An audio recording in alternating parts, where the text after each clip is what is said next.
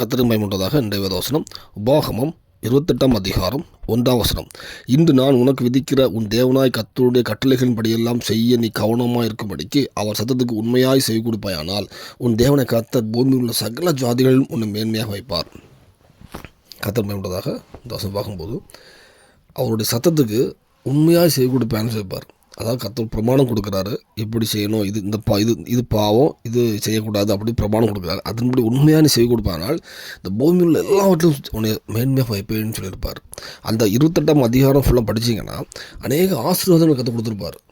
இந்த மாதிரி நீ எனக்கு சத்தத்தை கேட்டு எனக்கு பிரியமாக நீ கரெக்டாக சுத்தமாக வாழ்ந்தேன்னா உனக்கு என்னென்ன ஆசீர்வாதம் அப்படின்னு கொடுத்துருப்பார். அடுத்தது பார்த்திங்கன்னா என்னோடய சத்தத்துக்கு நீ கேட்காம போனீங்கன்னா, என்னோடய சத்தத்துக்கு கேட்காம போனீங்கன்னா உனக்கு என்னென்ன சாபங்கள் வரும்னு போட்டிருப்பார். அநேக சாபங்கள் போட்டிருப்பார்.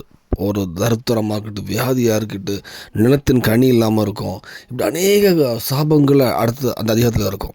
நம்ம வாழ்க்கையில் நம்ம அதை படித்து பார்த்தா நம்மள்ட்ட ஏதாவது அதில் குறை இருக்குதான்னு பார்த்துடலாம். அந்த சாபங்கள் கடன் வாங்குறது, கடன் வாங்குறது ஒரு சாபம், இப்படி அநேக காரியங்களை போட்டிருக்கோம் அந்த 28 அதிகாரத்தில்.